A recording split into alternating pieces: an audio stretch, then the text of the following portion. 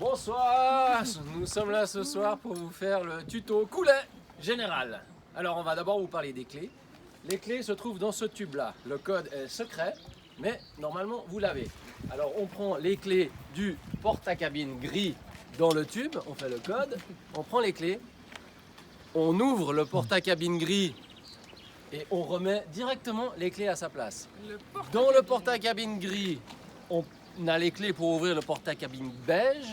On va juste faire un petit tour rapide des porte-à-cabines. Travelling. Alors là, on voit un spécimen qui sort du porte-à-cabine beige. C'est le porte-à-cabine vestiaire, frigo. Donc pas besoin de badge ou de qualification particulière pour remettre des bières dans le frigo quand il n'y en a plus. Le frigo marche à l'énergie solaire, donc il rafraîchit tout le temps, surtout l'été.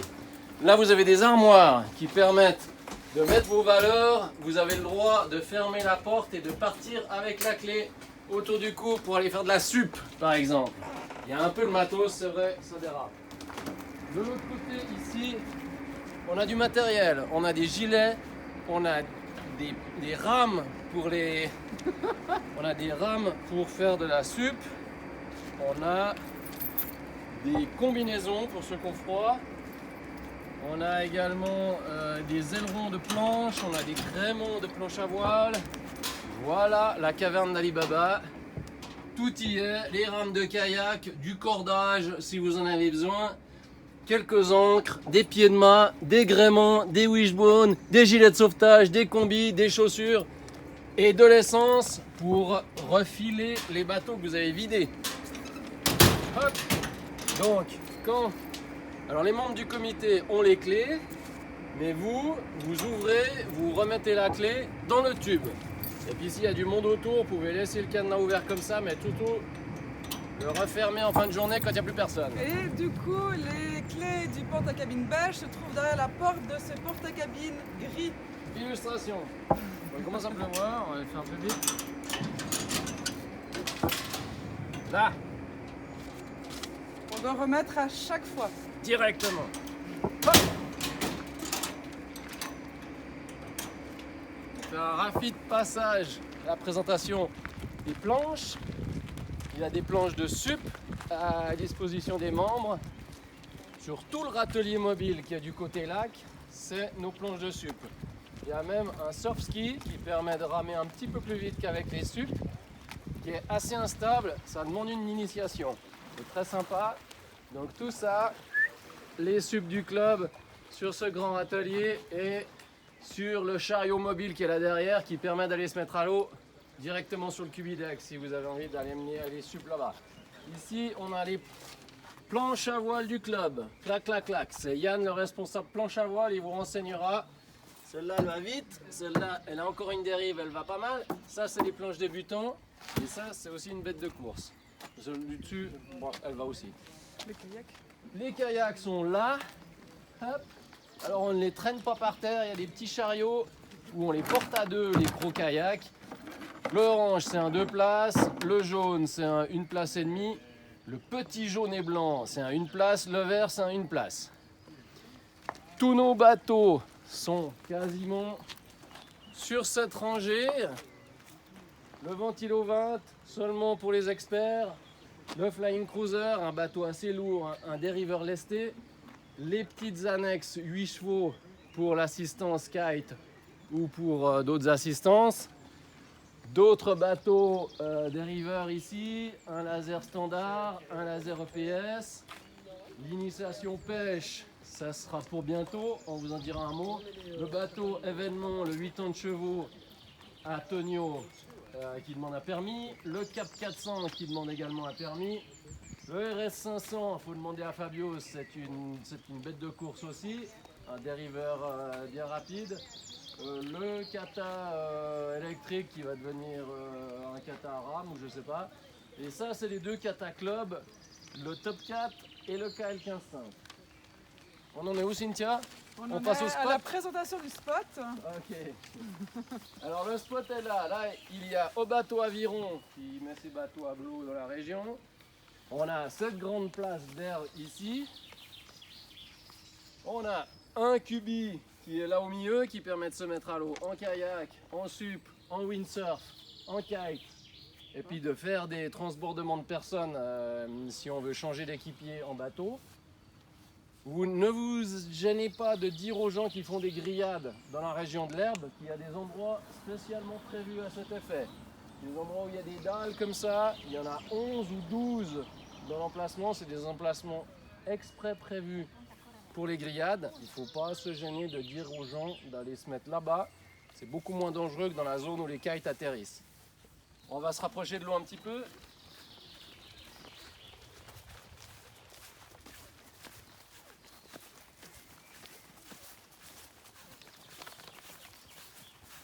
Donc là, on regarde, là, on a le cubideck, hop, pumping, sup, wing, windsurf, kite en bise, kayak, au bateau, tout le monde l'utilise maintenant.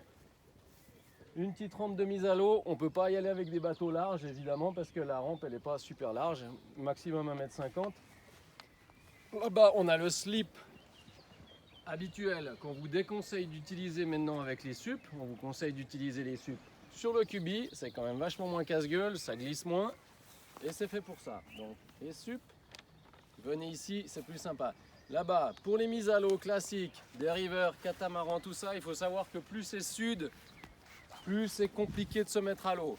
Les vagues s'engouffrent dans le cône ici, font un effet de ressac, ça fait vite des grosses vagues. Il faut toujours avoir l'idée que ça va être compliqué de mettre un bateau à l'eau dans le slip traditionnel quand le vent vient du sud, Bornand, sud-ouest très sud ou Coudejoran et compagnie.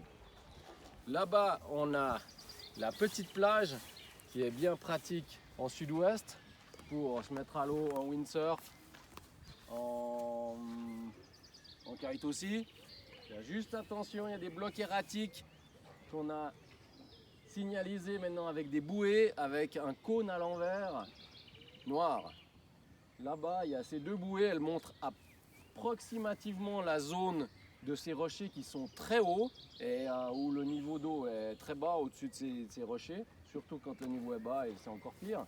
Donc faites attention à cette zone là-bas.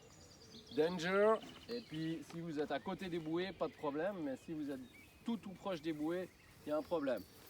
Quand vous partez direction sud depuis le cubi, c'est tout dégagé, c'est que de la vase, il y a 1,80 m d'eau quand c'est le haut niveau, il y a à peu près 1,20 m, un peu moins, 1,10 m quand c'est bas niveau, mais là il n'y a pas de cailloux. Si vous partez là-bas vers le Bouvray, depuis le cubi, il n'y a pas de rocher, vous êtes tranquille. On fait un tout petit tour des applications.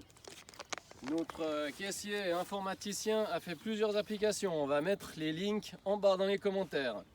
Il y a une application pour faire un checking. C'est-à-dire que vous prenez un bateau, vous pouvez dire je pars avec ce bateau. Les autres voient sur l'application que le bateau est dehors ou bien qu'il est gréé, qu'ils pourront l'utiliser après, etc. Tout ça, c'est des applications qui sont en lien sur le site internet. Il y a une application Wind qui prend le vent en temps réel sur le radiophare. Là-bas sur le radiophare, on a monté une balise de mesure météo. C'est assez précis en bise et en ouest. En sud-ouest, ça passe. En très sud, elle est assez faussée parce qu'elle est cachée par le radiophare. On n'a pas eu le droit de la mettre au sommet du radiophare. Ensuite, il y a un système de badge. Le système de badge, il vous permet d'avoir le droit d'accéder à certains bateaux. Donc si vous n'avez pas le badge Karcher, vous pouvez le demander, c'est assez facile à obtenir. Par contre le badge Ventilo, c'est un petit peu plus compliqué à obtenir. Il faudra un petit peu montrer ce que vous savez faire. Dans la liste des membres, c'est important de mettre votre photo, comme ça on sait qui vous êtes, on vous voit naviguer, on peut mettre un nom sur quelqu'un, on peut savoir vos compétences. Il y a une application qui s'appelle Zef qu'on aime bien. Parce qu'on peut suivre les gens en temps réel sur l'eau, ça permet de faire des tracés GPS et tout ça. Zef App. Z-E-F. Très utile. Sinon, il y a plein de groupes. Il y a des groupes WhatsApp, il y a un groupe lesté, il y a un groupe kite, il y a un groupe régate, il y a un groupe jeune, il y a un groupe Facebook. On va mettre tous ces liens vers ces groupes en bas dans les commentaires. Lesté, c'est Pierre qui s'en occupe. On va aussi mettre un lien. Il fait des doodles pour réunir les gens, pour s'occuper des lestés, pour aller naviguer ensemble, pour faire un peu un échange de connaissances.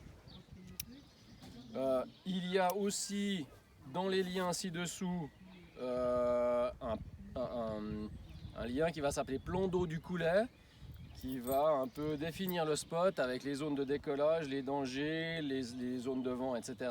Et puis un lien qui va vous donner 2-3 informations sur comment effectuer un sauvetage, spécialement kite je crois.